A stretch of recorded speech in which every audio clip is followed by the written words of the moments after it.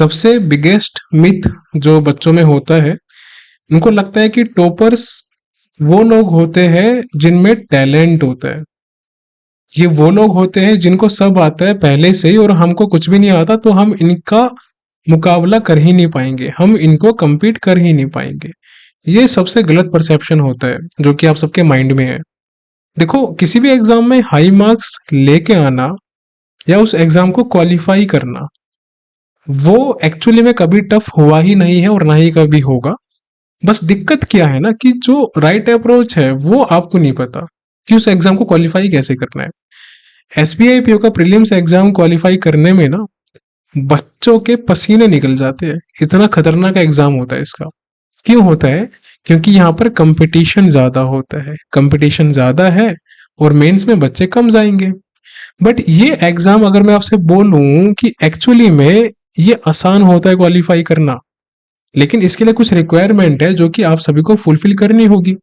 और जब तक आप वो रिक्वायरमेंट फुलफिल नहीं करोगे, आप कोई भी एग्जाम बैंकिंग का क्वालिफाई कर ही नहीं पाओगे। लेकिन जब आप एक सर्टेन लेवल पे पहुंच जाओगे, तो उस सर्टेन लेवल पे जाने के बाद आपके बैक टू बैक एग्जाम निकलने शुरू होंगे। बैक टू बैक, कोई आपको रोक ही नहीं सकता। आईबीपीएस पीओ का एग्जाम अगर आपने क्वालिफाई कर लिया तो आप कोई भी एग्जाम क्वालिफाई कर सकते हो। IBPS PO, IBPS clerk, SBI clerk, RRB PO. हाँ, लेकिन काफी बच्चे ऐसे होते हैं कि जिनका सिर्फ एसबीआई पीओ का प्रीलिम्स ही निकल जाता है और उनके बाकी कोई प्रीलिम्स क्वालिफाई नहीं होते। लेकिन ऐसे बच्चे बहुत कम होते हैं, मैक्सिमम बच्चे एग्जाम क्वालिफाई कर लेते हैं। तो यहाँ पर आज हम बात करेंगे कि आपकी अप्रोच क्या होनी चाहिए एग्जाम को टैकल करने की, प्लस मॉक को टैकल करने की, और कैसे आप कम से कम टाइम में टॉपर्स वाला स्कोर जनरेट कर सकते हो, टॉपर्स में आप काउंट हो सकते हो। तो इसमें हम बात करने वाले हैं, सबसे पहले हम एक काम करते हैं, सेग्रीगेशन कर लेते हैं। तो यहाँ पर हम इंग्लिश को लिख लेते हैं। तो यहाँ हमारा रीजनिंग सेक्शन आ गया and here we have quant section. अब मैं ज्यादा इन डेप्थ नहीं जाऊंगा, लेकिन जो चीजें एकदम सटीक है वो मैं आपको बताने वाला हूं, जो आपको मॉक में अप्लाई करना है। देखो, अगर आप रिपीटर्स में हो, रिपीटर्स यानी कि वो बच्चे हैं जो 1 साल से, 2 साल से, 3, 4, 5, 6, 7, 8, जितने भी टाइम से आप प्रिपरेशन कर रहे हो, तो आप रिपीटर्स कैटेगरी में आते हो। अब रिपीटर्स कैटेगरी के बच्चों का जो कंसेप्ट होता है वो फार बेटर होता है उन बच्चों से जो इस फील्ड में नए हैं। ठीक है, यानी कि एकदम न्यू है, जिनको हम बिगिनर भी बोल सकते हैं। तो बिगिनर अगर आप हो तो आपको टारगेट 2025 का एग्जाम करना चाहिए, अच्छे से प्रिपेयर करके। लेकिन 2024 के एग्जाम दो, सो दैट आपको एक्सपीरियंस हो और आपको पता लगे कि एग्जाम की रिक्वायरमेंट क्या है और उसके अकॉर्डिंग आप एफर्ट लगा सको अगले साल। लेकिन आज हम बात करेंगे उन सभी बच्चों की जो एग्जाम दे के ऑलरेडी एक्सपीरियंस ले चुके हैं। इन्होंने अपनी लाइफ में 2 एग्जाम, 4 एग्जाम, 8 एग्जाम, 12, 20, 30, 40 कितने भी एग्जाम दिए हो, क्योंकि हर साल 6 एग्जाम तो होते ही है ना बैंकिंग के, जो मेन होते हैं। तो अगर किसी ने 3 साल के एग्जाम दिए होंगे, 3 इयर्स के, तो वैसे उसके 18 से 20 एग्जाम होंगे। बीच में इन बिटवीन दूसरे एग्जाम भी आ जाते हैं, राइट। तो यहाँ पर देखना आप ध्यान से कि कैसे हम सेग्रीगेशन कर रहे हैं। इंग्लिश की बात करें तो इंग्लिश को टैकल कैसे करना होता है। इंग्लिश में सबसे पहला डाउट होता है बच्चों का कि सर आरसी को कैसे टैकल करना है, पहले करना है कि लास्ट में करना है। तो आरसी को हमेशा आपको लास्ट में अटेम्प्ट करना है, लेकिन एक कंडीशन है, जब आप लास्ट में अटेम्प्ट करोगे तो आपके पास 10 मिनट का टाइम होना चाहिए, जो कि टाइमर में ऊपर चल रहा होगा। मॉक टेस्ट में भी सेम चीज अप्लाई करनी है और रियल एग्जाम में भी, क्योंकि हर एक सेक्शन के लिए आपको 20 मिनट मिलते हैं। आईबीपीएस पीओ में भी और एसबीआई पीओ में भी, तीनों में कितने मिलते हैं? 20 मिनट मिलते हैं आपको। अब यहाँ पर हमको क्या करना है, हमको टॉपर्स वाली स्ट्रेटजी अप्लाई करनी है, सो दैट हम कम टाइम में ज्यादा एग्जीक्यूट करके टॉपर्स वाले मार्क्स फेस कर सके और कट ऑफ से बहुत अच्छे नंबर ऊपर लेके आए हम, और हमको कट ऑफ की टेंशन ही ना रहे। तो आरसी आपको लास्ट में अटेम्प्ट करना है, लेकिन उसके लिए आपको 10 मिनट निकाल के रखने हैं अलग से 20 मिनट में से। स्टार्टिंग के 10 मिनट की बात करें तो आपको क्या करना है, पहले वो जान लो अच्छे से एक बार, क्योंकि सबसे क्रूशियल पार्ट वही है। तो आपको सबसे पहले करने हैं वो क्वेश्चन जो कि बोल्ड वर्ड्स वाले होते हैं। बोल्ड वर्ड्स के अंदर दो कैटेगरी आती है। एक आती है कि आपको स्पेलिंग मिस्टेक बतानी होती है कि कौन से वर्ड में स्पेलिंग मिस्टेक है, उसको हम रिप्लेस कर सकते हैं। दूसरा एक होता है रिप्लेसमेंट वाला, यानी कि कोई ऐसा वर्ड होता है जो उस सेंटेंस में नहीं आना चाहिए, तो उसको हम कैसे रिप्लेस कर सकते हैं, किससे रिप्लेस कर सकते हैं। तो एक आ गया स्पेलिंग वाला और दूसरा आ गया रिप्लेसमेंट वाला। इन दोनों में से कोई भी आ सकता है, तो ये आपको पहले अप्रोच करना है। दूसरा जो मैच द कॉलम होता है, जो मैच द कॉलम वाले सेंटेंस होते हैं ना, जैसे कि एग्जांपल के तौर पे यहाँ लिख देता हूं मैं साइड के अंदर, ए बी सी, ये 3 सेंटेंस है और यहाँ पर लिखा होता है डी ई एफ। तो किस सेंटेंस के साथ कौन सा सेंटेंस जा रहा है और एक मीनिंगफुल वर्ड बना रहा है, तो वो आपको पहले करना है, ठीक है। तीसरा जो question fill in the blanks के होते हैं वो आपको हमेशा पहले करने हैं। अगर यहां पर, चलो खैर वो छोड़ो, मैं बाद में बताऊंगा, छोड़ो इसको। तो तीसरा ये हो गया। फोर्थ क्वेश्चन आपको करने हैं क्लोज टेस्ट वाले, अगर आता है तो।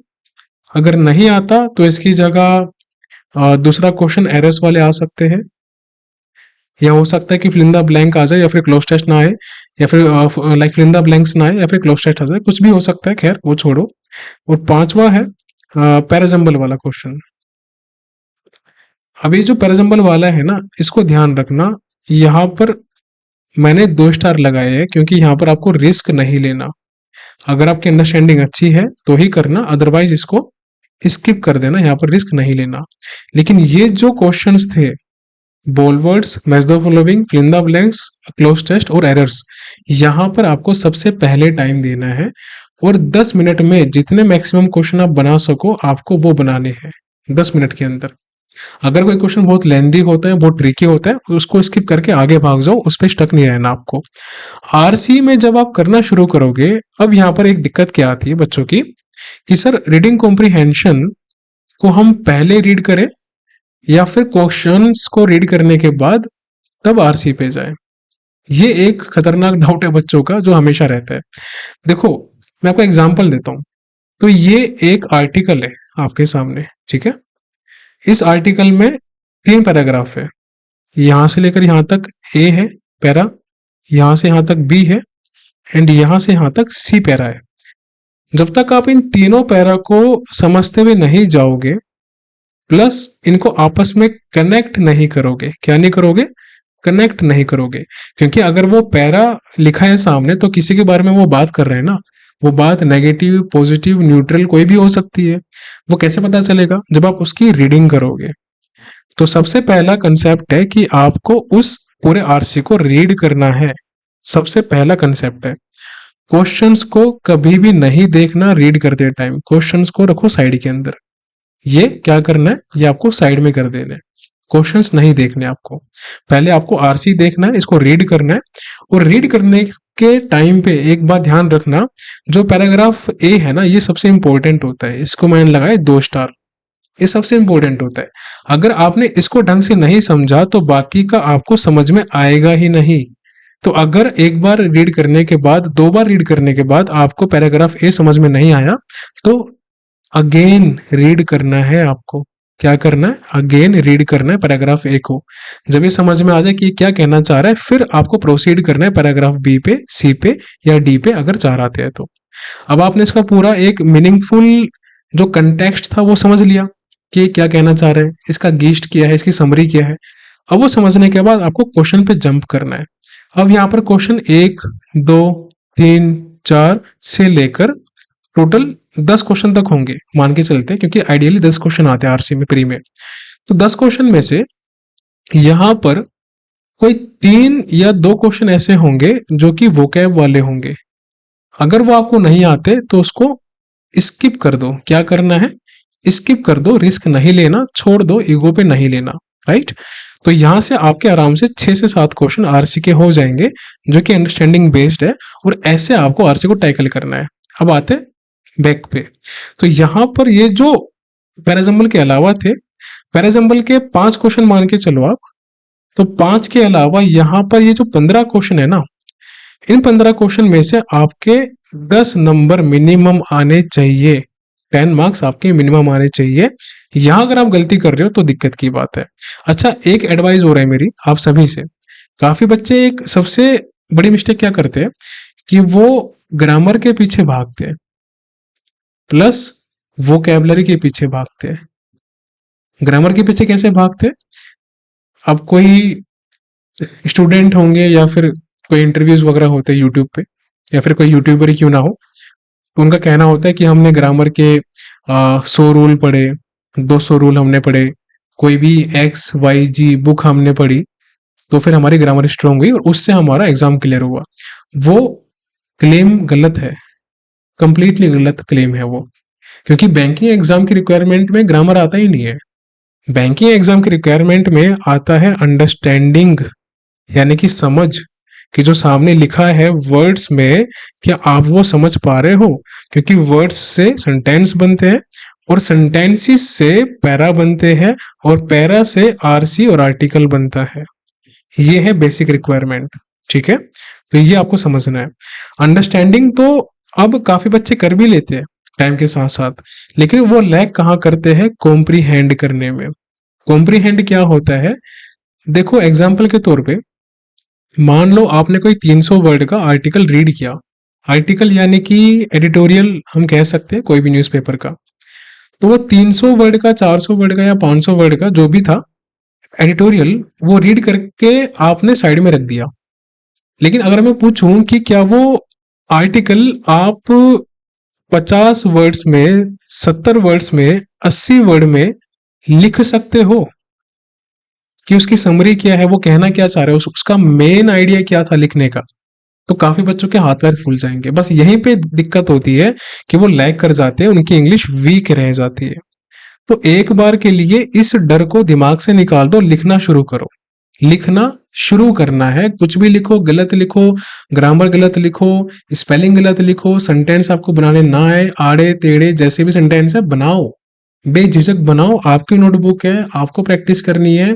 आपकी इस जर्नी में कोई दूसरा इंसान आपको आके जज नहीं करने वाला और किसको जज करने देना भी नहीं है।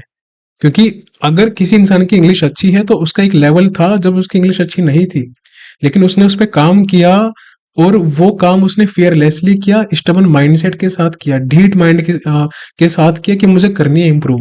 और जब आप कोई भी चीज इंप्रूव करते हो ना, तो स्टार्टिंग हमेशा हार्ड रहती है, क्योंकि वो स्टार्टिंग है। तो वो करो। तो आपको करना है ये 50 60 70 80 वर्ड्स में आपको लिखना है। अपनी लैंग्वेज में लिखो ना। अब आर्टिकल में मान के चलते हैं बहुत ही हार्ड लैंग्वेज का यूज हो रहा है, बहुत ही हाई फाई सेंटेंस यूज हो रहे हैं। आपको नहीं लिखने, सिंपल सेंटेंस लिखो, एकदम एकदम सिंपल सेंटेंस की जो 7th क्लास का बच्चा, 8th का बच्चा आराम से समझ जाए कि आप क्या लिखना चाहते हो उसके अंदर। सिंपल वर्ड्स यूज करो, सेंटेंस छोटे यूज करो। हाँ, बस स्पेलिंग मिस्टेक का ध्यान रखना, तो यहाँ से आपकी ये कमांड आनी शुरू हो जाएगी। ठीक, तो ये आपको ध्यान रखना है कि बैंकिंग एग्जाम की रिक्वायरमेंट है अंडरस्टैंडिंग प्लस कॉम्प्रीहेंडिंग एबिलिटी, और ये 90% प्री में होता है और मेंस में भी ये 80% से लेकर 90% होता है। 80-90 क्यों? क्योंकि मेंस में अगर कोई क्वेश्चन ग्रामर के बहुत ही हेक्टिक आ जाते हैं, हेक्टिक वाले, तो उसको छोड़ दो, वो वहां पर जाने की आपको नीड ही नहीं है। आपको पीएचडी नहीं करनी, आपको एग्जाम क्वालिफाई करना है, ठीक है। तो ग्रामर और वोकैब के पीछे टाइम खराब करना बंद करो। अच्छा, एक वोकैब का एक और फंडा है। अब मान लो मैंने बोल दिया कि आपको एडिटोरियल रीड करना है, तो काफी बच्चे क्या करेंगे, एक एडिटोरियल में से 10 15 20 वर्ड निकाल लेंगे और उसको नोट डाउन कर लेंगे अपने नोटबुक में, रजिस्टर में। देखो, ऑलरेडी इतनी सारी डिक्शनरीज मार्केट के अंदर है, ऑक्सफोर्ड है, कैम्ब्रिज है, और भी है। अपनी अलग से लेक्सिकन क्यों छाप रहे हो? क्या आपको याद रहेगी? वो याद नहीं रहेगी। आप अपना टाइम वेस्ट कर रहे हो। अगर यकीन नहीं हो रहा तो करके देख लो 1-2 साल, आ जाना मेरे पास बाद में। एक्सपीरियंस से बता रहा हूँ मैं आपको। 6 साल के एक्सपीरियंस में ऐसे बहुत बच्चे देखे हैं मैंने, जो 4000 5000 वर्ड लिख के बैठे हैं और उनको 100 वर्ड भी याद नहीं उसमें से। बस 2 साल खराब कर दिए इसके अंदर, कुछ भी याद नहीं है। इंग्लिश वैसे की वैसी है, बिलो एवरेज, कोई फायदा नहीं है। यही गलती आप करोगे। तो ये गलती मत करना। जब आप एडिटोरियल या कोई भी आर्टिकल रीड कर रहे हो ना, तो वर्ड का मीनिंग आपको सिंपली गूगल पे देखना है और उसको समझते हुए आगे बढ़ जाओ। रटना नहीं है, कितने वर्ड है, लाखों वर्ड है, कितने याद करोगे, याद हो ही नहीं पाएंगे आपको। दूसरी चीज, अगर आप किसी टीचर की वीडियो देखते हो ना एडिटोरियल वगैरह की, तो वो देखना बंद कर दो, वो सेकेंडरी चीज है। क्योंकि वो जो टीचर बता रहे हैं, एक्सप्लेन कर रहे हैं आर्टिकल को, एडिटोरियल को, तो वो उनका फॉल्ट है। वो क्या है? Their fault. वो उनका फॉल्ट है। आपको पढ़ाने से पहले भी वो एक दो बार रीड कर चुके होते हैं, और पढ़ाते टाइम तो वो रीड करते ही है ताकि कोई गलती ना हो जाए टीचिंग करते टाइम। तो उनका फॉल्ट जा रहा है यहाँ पर, आपका फॉल्ट तो यहाँ पर जीरो है, कंप्लीटली 0 आउट ऑफ 10 है ही नहीं। आपका फॉल्ट तब लगेगा जब आप खुद उसको रीड करोगे, अंडरस्टैंड करोगे और उसकी समरी लिखोगे 70 80 90 100 वर्ड्स में मैक्सिमम। क्या लिखनी है? समरी। तब आपका फट यहाँ पर एग्जीक्यूट होगा। ठीक है, तो ये मिस्टेक्स बिल्कुल नहीं करनी। ग्रामर के पीछे नहीं भागना, वो क्या आपके पीछे नहीं भागना, तो किसके पीछे भागना है? अंडरस्टैंडिंग को डेवलप करो। कैसे करना है? एडिटोरियल प्लस समरी के थ्रू करना है ये चीज। और जब आप ये करना शुरू करोगे तो ऑटोमेटिकली आपकी कॉम्प्रिहेंडिंग एबिलिटी भी काफी अच्छी होनी शुरू हो जाएगी। फिर आपकी इंग्लिश में इजाफा होगा, आपको समझ में आने लगेगा कि इंग्लिश है क्या, सेंटेंस बनते कैसे हैं, ये कंटेक्स्ट क्या होता है, ये आर्टिकल लिखते क्यों हैं पूरे। क्या ये जो लोग आर्टिकल लिखते हैं इनकी इंग्लिश इंग्लिश की इनकी बहुत अच्छी होती है? नहीं, ऐसा नहीं है। इनकी इंग्लिश बहुत अच्छी नहीं होती, बट ये इनको लिखने का सेंस है, ये इनकी अंडरस्टैंडिंग अच्छी होती है। तो आपको उस लेवल पे जाना है। ठीक है, अब यहाँ पर तो बात है इंग्लिश की, अब हम बात कर लेते हैं रीजनिंग की। तो रीजनिंग में आपको क्या करना है? देखो, सबसे पहले आपको रीजनिंग में क्या नहीं करना वो सुन लो, उसी के बाद आपको जो करना है वो कर लेना, आराम से मार्क्स आ जाएंगे। पहली गलती, कभी भी आईबीपीएस पीओ या फिर एसबीआई पीओ के मॉक में, स्पेशली अगेन बोल रहा हूँ, आईबीपीएस पीओ और एसबीआई पीओ के प्रीलिम्स के मॉक में पजल गलती से भी मत उठा लेना। चाहे मॉक टेस्ट में या फिर रियल एग्जाम में, अगर फंस गए ना तो गिर जाओगे नीचे और दिक्कत हो जाएगी, उठ नहीं पाओगे, एग्जाम बिगड़ जाएगा आपका। तो पजल नहीं उठानी। सेकंड, ब्लड रिलेशन भी कभी भी आपको नहीं चूज करना, वरना दिक्कत हो जाएगी, गिर जाओगे, टाइम खराब हो जाएगा, फ्रस्ट्रेशन होगी, एंजाइटी होगी, एग्जाम खराब हो जाएगा। अब जो भी क्वेश्चन आते हैं इनके अलावा सब बना लो, सब बना लो। सिलोक से क्वेश्चन बनाओ, क्यों छोड़ रहे हो? डायरेक्शन बनाओ, क्यों छोड़ रहे हो? इनइक्वालिटी बनाओ, कोडिंग डिकोडिंग बनाओ। ठीक है, ये तो आपको बनाने हैं सारे क्वेश्चन। फिर जो क्वेश्चन मिसलिनियस वाले आते हैं ना, वन लाइनर वाले, उनको मार्क फॉर रिव्यू कर दो। ठीक है, उनको अटेम्प्ट नहीं करना क्योंकि वो टाइम ज्यादा खा लेंगे। या अगर डाटा सफिशिएंसी के क्वेश्चन भी आ जाते हैं प्रीलिम्स में, रीजनिंग में या फिर क्वांट के अंदर, यानी कि ऐसा होता है कि यहाँ पर वो एक क्वेश्चन पूछता है कि ये क्वेश्चन है हमारा और इसके दो ऑप्शन है, तो बताओ क्या दोनों सफिशिएंट है आंसर के लिए या फिर एक ही सफिशिएंट है? तो दो की जगह तीन ऑप्शन भी हो सकते हैं। तो ये भी हमेशा स्किप करना है, ये लास्ट में करना है अगर टाइम है, वरना इसको छोड़ देना। यहाँ पर टाइम खराब मत करना, क्योंकि यहाँ पर रॉन्ग ज्यादा होने की पॉसिबिलिटी होती है, प्लस टाइम बहुत लगता है। लेकिन इनको मत छोड़ना, यहाँ से नंबर उठाओ, फ्री के नंबर होते हैं। जब ये आप क्वेश्चन कर लोगे ना, सिलोक्स वाला, डायरेक्शन वाला, इनइक्वालिटी, कोडिंग डिकोडिंग वाला, फिर आपको स्विच करना है पजल सेक्शन पे। अगेन आई एम सेइंग, आपको स्विच करना है पजल सेक्शन पे। अभी भी आपको ब्लड रिलेशन पे नहीं जाना। जब आप पजल पे स्विच करोगे तो पजल, अगर 4 पजल आती है तो 4 में से पहले आप 2 पजल को करो, इसको आपको करना है। और अगर तीसरी कर पा रहे हो तो बहुत अच्छी बात है, नहीं कर पा रहे कोई इशू नहीं है, अभी भी टाइम बचता है। तब जाओ किस पे? ब्लड रिलेशन के क्वेश्चन पे। ये सबसे लास्ट में करना है, जैसे कि डाटा सफिशिएंसी का क्वेश्चन होता है, ये बात याद रखना। और एक बात और याद रखो, इंपॉर्टेंट टिप है, इंग्लिश में जो एक्यूरेसी होती है वो कभी भी 100% का टारगेट मत लेके चलना, बेवकूफी वाले काम मत करो। ऑफिसर बनने वाले थोड़ा सा सेंस लगाओ, लैंग्वेज है, 100% कभी कभार आ भी जाएगी किसी 20 मॉक में, एक में, लेकिन हमेशा नहीं आती 100%। तो एक्यूरेसी इंग्लिश में होनी चाहिए आपकी 70% और प्लस। ठीक है, ये आपको टारगेट रखना है इंग्लिश के अंदर। रीजनिंग और क्वांट के अंदर आपको टारगेट करना है एक्यूरेसी का कितना? 60%। ऐसा मत कर लेना वरना एग्जाम से बाहर चले जाओगे। ठीक है, ये गलती मत करना। तो रीजनिंग और क्वांट में हमको एक्यूरेसी मेंटेन करनी है 90% से प्लस। 90 तो लीस्ट होनी ही चाहिए, और ऊपर हो तो बहुत ही शानदार है। अगर आपने यहाँ पर 100% एक्यूरेसी मेंटेन कर ली रीजनिंग क्वांट में, तब तो आप चैंपियन हो, कोई आपको रोक नहीं सकता। ठीक है, आराम से एग्जाम क्वालिफाई कर लोगे। तो ये तो बात है रीजनिंग की। अब हम बात करते हैं क्वांट सेक्शन की कि इसको कैसे टैकल करना है। देखो, क्योंकि तीनों का यहाँ पर टाइम लिमिट है 20-20 मिनट का, तो हमको कम टाइम में ज्यादा क्वेश्चन अटेम्प्ट करने हैं। और लास्ट में आपको मैं एक टिप दूंगा जो कि आपका टाइम सेव करेगी मॉक में और एग्जाम में भी।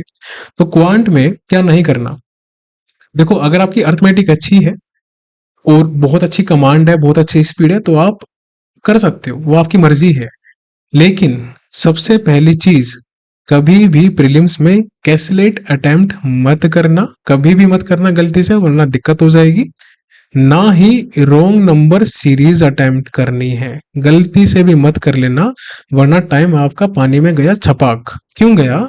देखो, अगर आपने रॉन्ग नंबर सीरीज अटेम्प्ट की, 5 क्वेश्चन आएंगे, 5 में से अगर आपसे 3 क्वेश्चन नहीं बने एज एन एग्जाम्पल, तो आपके यहाँ पर आराम से 4 से 5 मिनट गए पानी में, और आउटपुट कितना है? 0।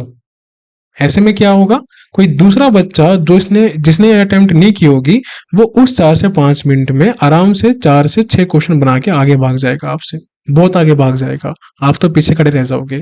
तो ये कभी मत करना, ठीक है। और तीसरा, डाटा सफिशियंसी जो मैंने बताया था, अगर वो आती है तो वो भी कभी गलती से मत करने लग जाना।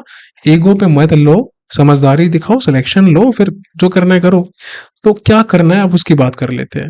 सबसे पहले आपको सिंप्लीफिकेशन या अप्रोक्सीमेशन अगर ये आते हैं तो आपको ये अटेम्प्ट करना है। दूसरे पे, अगर मिसिंग नंबर सीरीज आती है, वो बड़ी प्यारी होती है, वो कर लो, कोई दिक्कत नहीं है।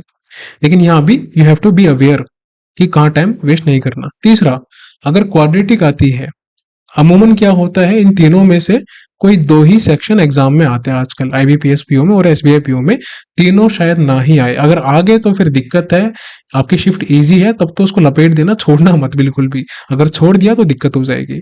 वैसे दो ही सेक्शन आते हैं इनमें से, तो इनको आपको अटेम्प्ट करना है पहले। उसके बाद आपको फोर्थ पे जाना है, डीआई पे। डीआई आपकी एक आए या फिर दो आए, दोनों को लपेटो।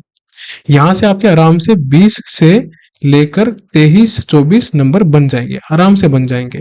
इन केस अगर डीआई एक आती है और उसकी जगह अगर यहां पर कैसलेट आ जाती है, तो कैसलेट अटेम्प्ट मत करना जब तक कि आप कैसलेट में अच्छे ना हो और आपने मॉक में बनाई ना हो। अगर आपने मॉक में बना रखी है और आपकी कई बार ठीक बन जाती है, तो आप ट्राई कर सकते हो, अदरवाइज ट्राई मत करना। इसकी जगह अर्थमेटिक अगर आपकी ठीक है, 3, 4 या 5 चैप्टर, तो उससे क्वेश्चन कर लेना, वो बेटर रहेगा। अगर आपकी अर्थमेटिक ठीक नहीं है, नहीं आता आपको, फिर आप इस पे स्विच कर सकते हैं। तो यहां से आपके आराम से मार्क्स बन जाएंगे। अब देखो हिसाब यहाँ पर जो हमने लगाया था, अब हम करते हैं कैलकुलेशन। तो इंग्लिश में आपके जो मिनिमम मार्क्स बनने चाहिए मॉक के अंदर या एग्जाम में, अगर आपको S B I P O भी क्वालिफाई करना है बहुत ही ब्रिलियंट लीड से, किसी भी कैटेगरी से, चाहे जनरल, AWS, OBC वगैरह, तो इंग्लिश में आपके 17+ मार्क्स होने चाहिए आउट ऑफ 30। ये याद रखो, ठीक है। और ये मैं कब कह रहा हूं, जब आपकी इंग्लिश एवरेज हो, मैं तब कह रहा हूं आपको। और आपकी शिफ्ट जो है वो मॉडरेट आ जाए तब। अगर टफ आ जाए तो फिर 14-15 मार्क्स भी बहुत ब्रिलियंट है, कोई इशू नहीं है। तो हमने दोनों कैटेगरी ले ली, मॉडरेट भी ले ली और टफ भी ले ली। अब हम बात करते हैं रीजनिंग सेक्शन की। तो रीजनिंग सेक्शन को लाइटली मत लेना, यहां से मार्क्स खींचो। तो रीजनिंग में आपको 25 का टारगेट लेके चलना है 35 में से, ये आपको टारगेट लेके चलना है। इन केस 2-4 नंबर नीचे आ जाते तो ठीक है, कोई इशू नहीं है, लेकिन 25 को आपको टारगेट करना ही है। अगर मॉडरेट आती है तो, कौन सी आती है? अगर मॉडरेट। अगर यहां पर टफ आती है रीजनिंग, तो 18, 19, 20 भी बहुत ही ब्रिलियंट स्कोर है 35 में से, ठीक है, इसको मेंटेन रखना। फिर हम बात करते हैं क्वांट सेक्शन की। तो क्वांट सेक्शन में अगर आपकी क्वांट ज्यादा अच्छी नहीं है, एवरेज ही है, तो 20 का टारगेट लेके चलना है आपको 35 में से मॉडरेट शिफ्ट में। ठीक है। अगर यहाँ पर टफ आती है तो फिर आपको 16, 17, 18 आराम से लेके आने ही होंगे किसी भी कीमत पे। मॉडरेट है तो आप 25 भी, मतलब 20 प्लस भी आराम से ला सकते हो, यानी कि अगर हम रेंज की बात करें तो 20 से लेकर 25 तक आप आराम से कर सकते हो। बस रीजनिंग और क्वांट में एक कंडीशन आती है कि आपको स्पीड मेंटेन करनी है। और यहाँ पर मैं आपको एक रूल बताऊंगा जो कि मैंने बच्चों को पहले ही बताया था। तो वो रूल क्या है? वो रूल है 60 सेकेंड्स रूल। कौन सा रूल है? 60 सेकेंड्स रूल। ये बहुत काम की चीज है और ये रीजनिंग प्लस क्वांट दोनों में अप्लाई होता है। कैसे? देखो, रीजनिंग में अगर आप कोई भी क्वेश्चन ट्राई कर रहे हो और वो 60 सेकंड में आपसे नहीं बन पा रहा तो उसको स्किप कर देना। लेकिन ये पजल में अप्लाई नहीं होगा। ये वाला रूल आईबीपीएस पीओ में और एसबीआई पीओ में पजल में अप्लाई नहीं होगा। ये पजल में अप्लाई होके चले जाएगा 120 सेकंड्स पे, क्योंकि इसका लेवल थोड़ा सा अच्छा होता है। तो अगर 2 मिनट के अंदर अंदर आपसे पजल क्रैक नहीं हो रही और आपका इंस्टिंक्ट भी बोल रहा है कि ये पजल टफ है, बहुत टाइम लेगी, बहुत लेंदी है, तो उसको स्किप कर दो। अगर 120 सेकंड के अंदर यानी कि 2 मिनट के अंदर आप उसको अरेंज कर पा रहे हो, आपने अरेंज करना शुरू कर दिया, तो फिर उसको कंप्लीट कर लो, आराम से बन जाएगी। अब ये क्वांट में कैसे काम आएगा? तो क्वांट में अगर आप कोई भी क्वेश्चन कर रहे हो, जैसे लाइक रोंग नंबर सीरीज हो गया या फिर डीआई होगी, सिंप्लीफिकेशन, या कोई भी क्वेश्चन क्यों ना हो, यहां पर आप 60 सेकंड का रूल अप्लाई कर सकते हो, आराम से अप्लाई होगा। लेकिन ये याद रखना, 120 सेकंड का ये पजल में अप्लाई होगा और ये 120 सेकंड वाला यहाँ पर कैलकुलेट में अप्लाई होगा। कहाँ पर? कैलकुलेट में। यहाँ पर पजल में और यहाँ पर किसमें? कैलकुलेट में। 60 सेकंड में अब होगा क्या कभी कभार कि एसबीआई पीओ जैसे एग्जाम में या फिर आईबीपीएस पीओ जैसे एग्जाम में, प्रीलिम्स में, कभी कभार डीआई में 5 क्वेश्चन में से कोई एक या दो क्वेश्चन बहुत ही लेंदी होता है या बहुत ही ज्यादा कॉम्प्लिकेटेड होता है। तो अगर आपको वो 60 सेकंड में समझ में आ रहा है अगेन, तो उसको अटेम्प्ट करना है। अगर आपको 60 सेकंड में समझ में नहीं आ रहा कि वो क्या कहना चाह रहा है, क्या डेटा निकलवाना चाह रहा है, तो उसको स्किप कर देना, वहां पर स्टक मत होना। तो अगर हम यहाँ पर पूरा कैलकुलेट करें मार्क्स को, तो 17 इंग्लिश में, मॉडरेट की बात करते हैं, प्लस 25 क्वांट में, प्लस 20 प्लस सॉरी 25 रीजनिंग में, और 20 या 20 प्लस आपके क्वांट के अंदर होंगे। सो टोटल मार्क्स कितने हो गए आपके? 20, 40 और 50, 57 और 63। ये अगर आपके मार्क्स आ रहे हैं, और ये मार्क्स मैंने कब बताए हैं? आपके ये मार्क्स आने चाहिए। या ऐसा ना हो कि इसमें भी गलत हो रहा है, नहीं नहीं नहीं, दिक्कत हो जाएगी। ये मार्क्स आपके आने चाहिए। अगर इतने मार्क्स आ रहे हैं तो आपका एग्जाम आराम से क्वालिफाई हो जाएगा। और अगर टफ में आपके, मान के चलते इसमें से हम 57, 58 तक कर देते हैं, चलो 56 तक कर देते हैं, तब आपको यहाँ पर फायदा मिलेगा और आपके मार्क्स इंक्रीज होंगे। और अगर टफ शिफ्ट आ रही है तो वैसी बात है, कट ऑफ भी डाउन जाएगी, आपको फायदा मिलेगा। तो ये आपको ध्यान रखना है, इतने मिनिमल मार्क्स आपके आने ही चाहिए किसी भी कीमत पे, तब जाके आप आईबीपीएस पीओ और एसबीआई पीओ का एग्जाम क्वालिफाई कर सकते हैं। अदरवाइज एग्जाम क्वालिफाई करना बहुत ही दिक्कत हो जाएगी। अब एक सबसे क्रूशियल टिप मुझे आप सभी को देनी है। देखो अभी क्या है, काफी बच्चे ऐसे होंगे जिनका परसेंटाइल आईबीपीएस पीओ में, एसबीआई पीओ के प्रीलिम्स मॉक में 30, 40, 50, 60 ऐसे आ रहा होगा। अब ये बहुत परेशान है कि हमारा एग्जाम कैसे क्रैक होगा। हम तो इनके लेवल पे ही नहीं है जिनका परसेंटाइल 80 प्लस, 90 प्लस या 95 प्लस तक आ रहे हैं। इनको हम कैसे compete करेंगे? तो बहुत आसान है। कैसे करना है? ये जो 80-90 वाले बच्चे हैं ना, इन्होंने एम्पल अमाउंट ऑफ प्रैक्टिस की है। क्या की है? एम्पल प्रैक्टिस की है। लेकिन प्रैक्टिस इन्होंने पीडीएफ से नहीं की, वीडियो से नहीं की, बुक से नहीं की, इन्होंने प्रैक्टिस की है मॉक टेस्ट से। ये बात इनको समझ में आ चुकी थी। इसके बाद इन्होंने 2, 3, 4 मॉक लगाने शुरू कर दिए डेली बेसिस पे, और वो तब तक लगाते रहे जब तक इनकी परसेंटाइल 80-90 जंप ना कर गई हो। तो आपको क्या करना है, अगले 20 डेज कम से कम डेली बेसिस पे आप सभी को, जिनके परसेंटाइल 30, 40, 50, 60 आ रही है आईबीपीएस पीओ या फिर एसबीआई पीओ मॉक में, तो डेली बेसिस पे 3, 4 या 5 आईबीपीएस पीओ प्रीलिम्स या फिर SBI PO प्रीलिम्स, या फिर दोनों मिक्स करके आप अटेम्प्ट कर सकते हो। आइडियली आपको 4 तो करने ही चाहिए, डेली ये करना और हर एक मॉक में स्पीड मेंटेन करना, प्लस इंग्लिश में फ्लूक मारना बंद करना, यानी कि तुक्का नहीं मारना ग्रामर और वोकैब में, जैसे मैंने बताया। और तीसरी चीज, अगर 60 सेकंड में आपसे कोई क्वेश्चन बन पा रहा है रीजनिंग और क्वांट के अंदर तो ही करना है, लेकिन 120 सेकंड का टाइम किसके लिए था? ये पजल के लिए था और कैसलेट के लिए था, इसको भी ध्यान रखना है, ठीक है? इसको याद कर लो, दोनों को भूलना मत। इतना मेंटेन कर लेना, आप इनको 1 महीने में कंप्लीट करना शुरू कर दोगे।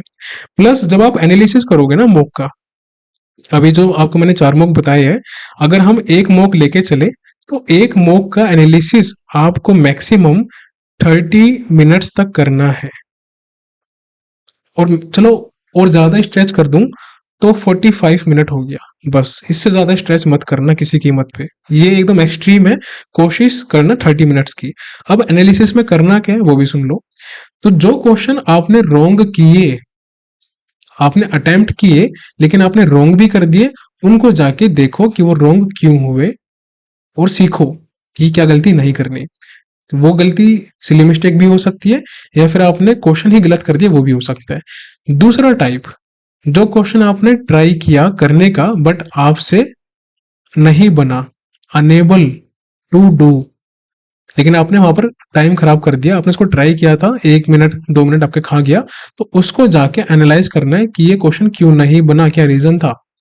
अब जो तीसरी कैटेगरी है कि जो क्वेश्चन आप टच नहीं कर पाए या जिनको आप देख नहीं पाए, उनको करने की आवश्यकता नहीं है, क्योंकि वो प्रैक्टिस में आ गया।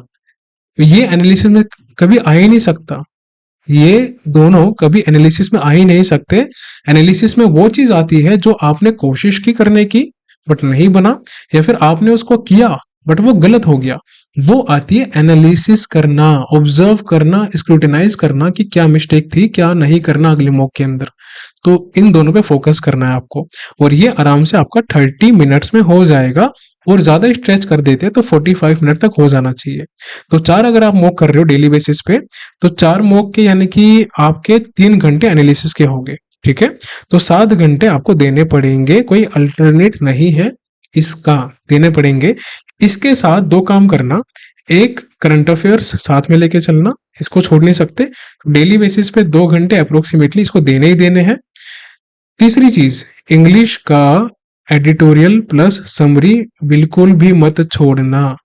बस ये तीनों काम आपको करने हैं जब तक आपका परसेंटाइल 90 तक जंप ना कर जाए। मैं आपको गारंटी देता हूं, अगर आपने मेरी बातों को 1 महीना भी फॉलो कर लिया ना, जैसे मैंने बताया है, लेकिन बिना अपने दिमाग लगाए जैसे मैंने बोला है, तो आपका परसेंटाइल 40 से इंक्रीज होके आराम से डबल हो जाएगा, बहुत आराम से। लेकिन करना पड़ेगा क्या? स्पीड मेंटेन करनी है रीजनिंग क्वांट में और इंग्लिश में भी, रीडिंग के अंदर, प्लस तुक्के नहीं मारने, और 60 सेकंड का रूल अप्लाई करना है रीजनिंग और क्वांट पे, एक्सेप्ट 120 सेकंड का रूल है किस पे? पजल पे और कैसलेट पे। ये आपको ध्यान रखना है बस। ये आपको मैंने पूरा पोस्टमार्टम कर दिया इसका। अगर अभी भी आपने एफर्ट नहीं किया तो फिर भगवान ही मालिक है आपका, वो कुछ नहीं हो सकता। इन सभी बातों को अच्छे से नोट डाउन कर लेना और अप्लाई करना शुरू करना, और राइट अप्रोच का गूगल प्ले स्टोर से एप्लीकेशन डाउनलोड कर लेना।